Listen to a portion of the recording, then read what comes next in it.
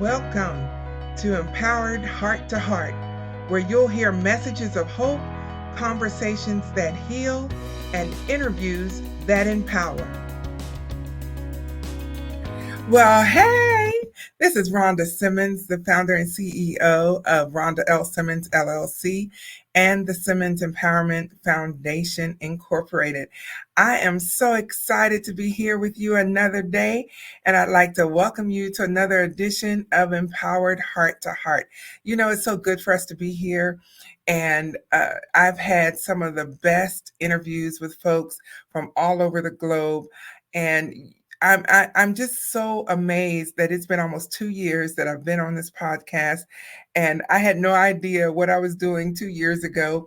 I just knew this is what I was supposed to be doing, and I'd figure it out as I went along. And we have evolved over time so that we provide a holistic approach to women's empowerment. That is why I love to say that we offer messages of hope, conversations that heal, and interviews that empower.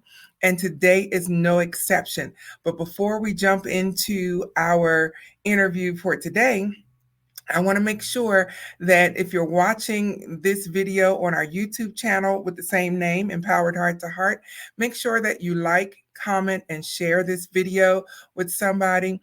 Make sure you subscribe too and hit the notification button.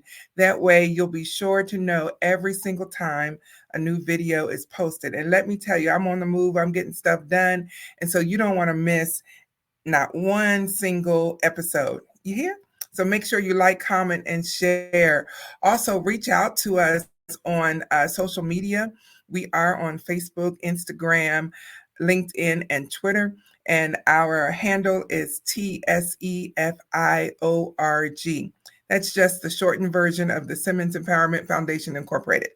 So make sure you reach out to us on any of those channels. You know, for the month of February, we've been running a series called The Heart of the Matter. And this is so near and dear to my heart because there are two things being addressed this month. One is this is Heart Health Month, which is super duper important.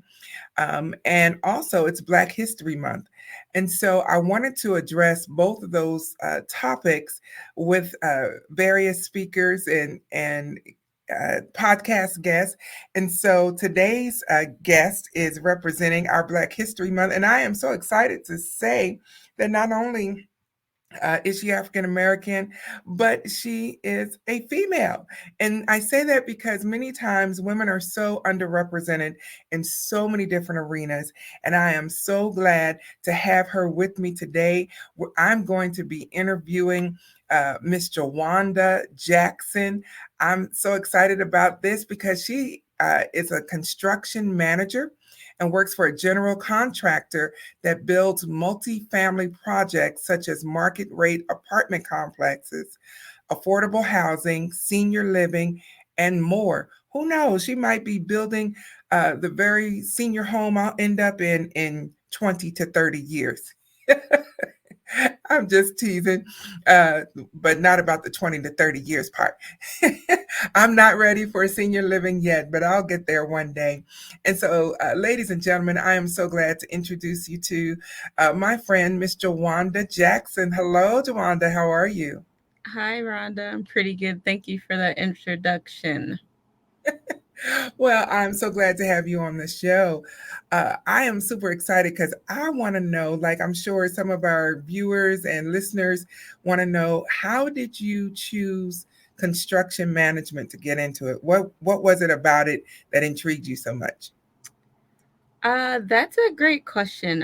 I would say I happened upon construction management in a way. When I was a girl, I thought I wanted to be an architect, and I when I got to college, I ended up studying something different, but found my way back to architecture, and I did an associate's degree in architectural technology, and then I got a scholarship to go and finish my bachelor's degree. And I had a choice between like 14 schools, and none of them had architecture. So I went on because I wanted to take advantage of the free money. I went on to study urban planning, and my plan was to do a master's in architecture. And between the as I was finishing my bachelor's degree, I kind of got to a point where I was like, I don't know if this is as well as I thought it did. And at some point, what I did was I talked with one of my advisors, and he suggested construction management. And that's when I realized that what I thought I loved so much about architecture, which was seeing the buildings go up, was actually not architecture, it was construction management. So I looked at some programs and looked at some curriculum, and I was like, oh my goodness, this is perfect. So I went on to do a master's in construction management at Michigan State University, and I guess you could say the rest was history. That is amazing. Wow. Wow. So you have a master's degree now, and you are just representing us on so many different fronts. And construction, I would have never thought of the management side of construction. When you say construction, I'm always thinking about people out there sweating and laboring and all of that. But wow, what you do is amazing. How hard has it been to be in this field as a woman or even as an African American woman? I think I've just been really blessed in the sense that uh, I feel like I was born at a really great time for women, and especially women of color. I feel like, and not even before like the whole diversity conversation that has been, I guess, post COVID, but I feel like I've been really blessed in that uh, when I was ready to start my career, it was the construction industry was changing and growing and evolving in a way that was more open to women, and that was more open to women that look like me or people that look like me in general. So I would say it's been a really great. I've had really great experiences. I don't feel like I've experienced discrimination, whether that's because I'm a woman of color or a woman in general. Um, I've I've I've been really fortunate to work with some really great groups and some really great managers, and I don't think that my gender or my ethnicity um, has been, I know it hasn't been a disadvantage for me. So I guess that's all I could say to that. I don't know, there's something about the timing where I just feel like I've been really blessed. Wow, that's a wonderful, wonderful testimony. And I'm glad that you haven't encountered the downside and it's a shame that even is a downside considering no one gets to choose their DNA or their gender or anything like that. And so Sure. I'm glad you haven't experienced that. One thing I do want to go back to that you mentioned that you just kind of kept on going. You said that you won a scholarship. Yeah, that's exciting. We got to pause and celebrate. Yes, I know it's the past, but we have to celebrate. Oh my Yes, goodness, we love it celebration. I do love celebrating. So that was actually a really, believe it or not, a really exciting time in my life. And the reason why I say believe it or not, because that was 2010, so 14 years ago. And it was exciting to get that scholarship. I was really fortunate to be a part of a program where they were it was if it the program focused on people that were in careers that or studying careers that were I guess different, where it was non-traditional for their gender. So I qualified in that way for that program, and they introduced me to the scholarship that was I believe it was called like a Board of Governors scholarship, and it was for any of the Pennsylvania state owned schools. And it was really exciting to get that scholarship. I met some great people um, after getting that scholarship, because it was for all of the community colleges in Pennsylvania. So the we got the scholarships, then we chose a school, and then we had a banquet. So at that banquet, I met who was like my roommate for the next the next chapter of us going and finishing our bachelor's degrees, and we're still really really close friends to this day for that. But even when I was in undergrad, I was in a program called the McNair Scholars, and that was a program that helped students prepare for grad school with an objective of doing a PhD. I did not end up doing a PhD because it didn't really make sense for the construction industry.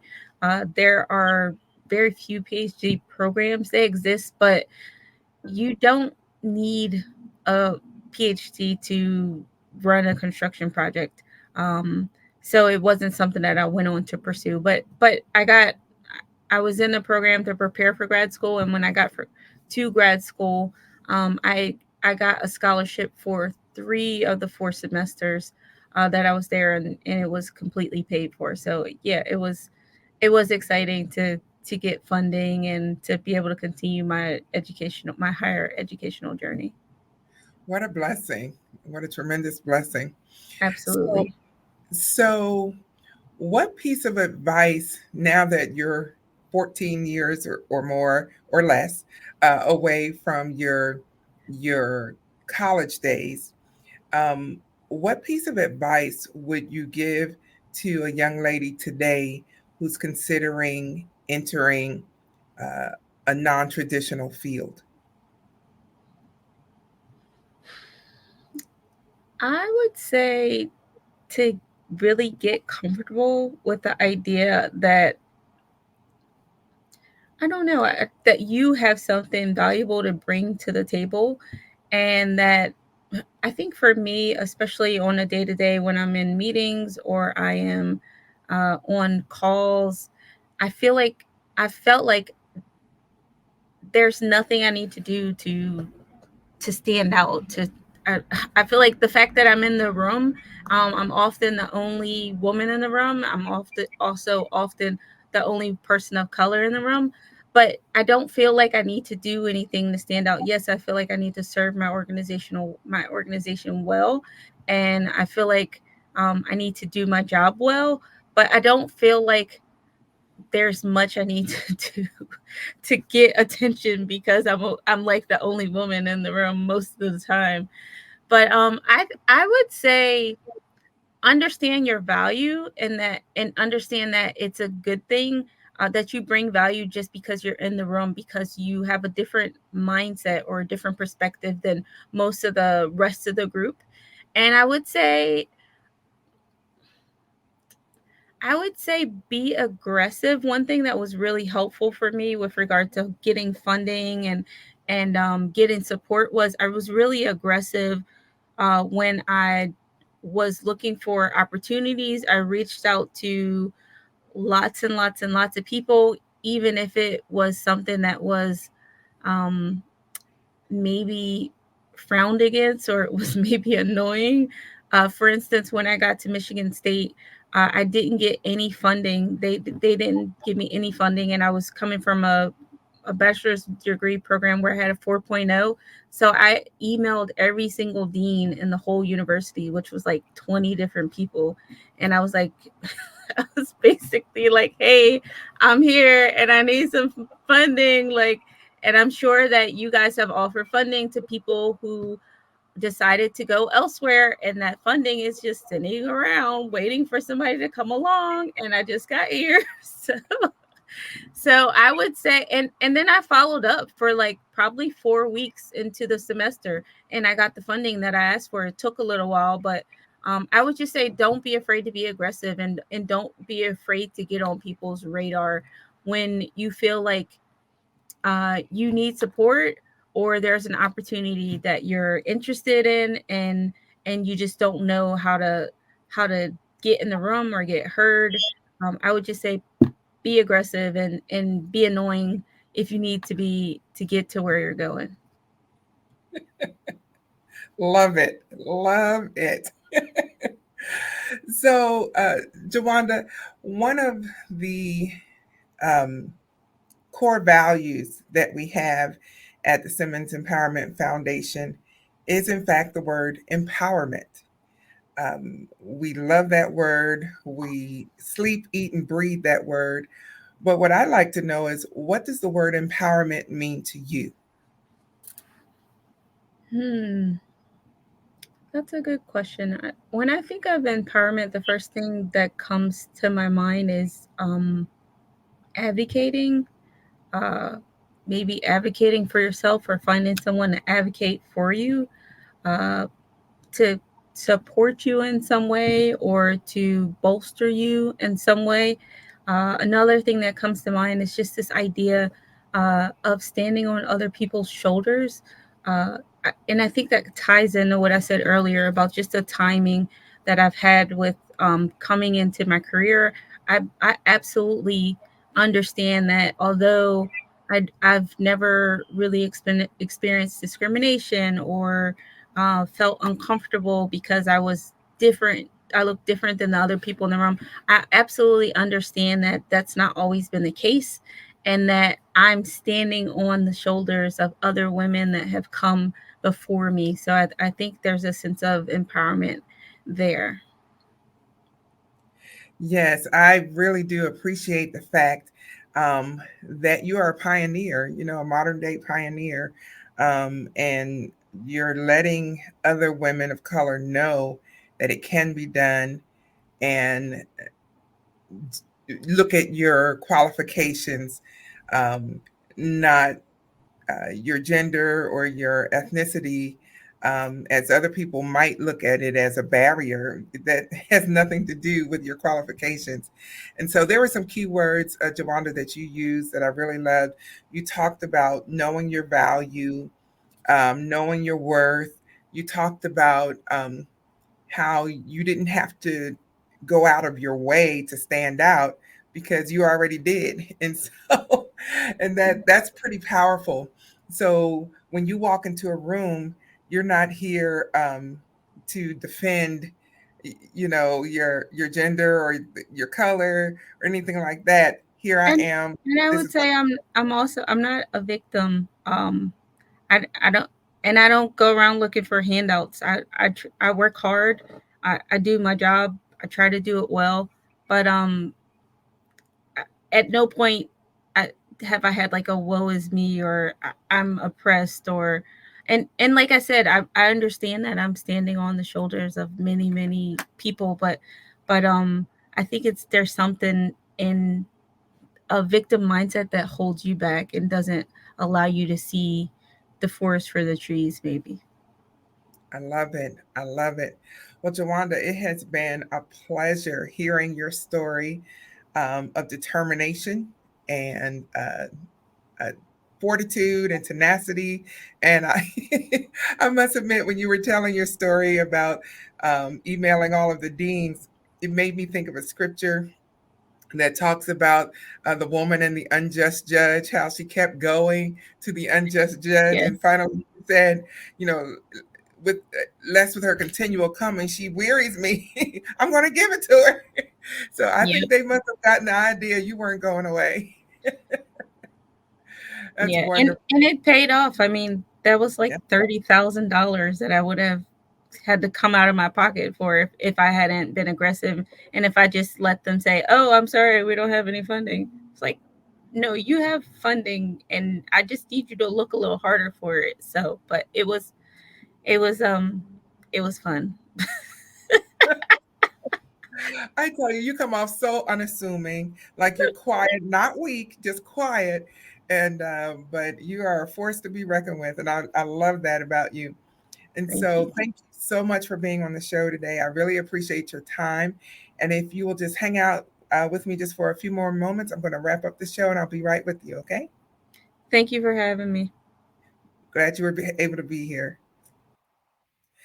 Ladies and gentlemen, that was just awesome. I have not met a construction manager before, let alone an African American female construction manager. And so this was really cool and really phenomenal. I love Jawanda's fearlessness. Most of you who know me, I'm all about scriptures and God and all of that. And it just reminded me, this interview reminded me of that scripture in Philippians 4:13 that says, I can do all things through Christ that strengthens me.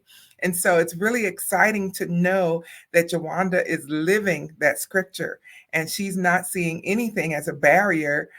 She's getting it done and she is getting it done well. And so I'm glad to be able to celebrate Black History Month with Jawanda Jackson. Make sure that you like, comment, and share this video with your friends because this was worth the replay. Let me tell you.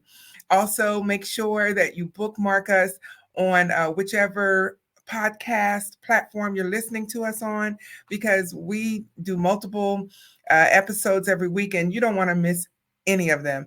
And so I'm so glad that you're with me on this journey today. And so whatever you do, be blessed, be encouraged, but most of all, be empowered. And I'll see you on the next edition of Empowered Heart to Heart.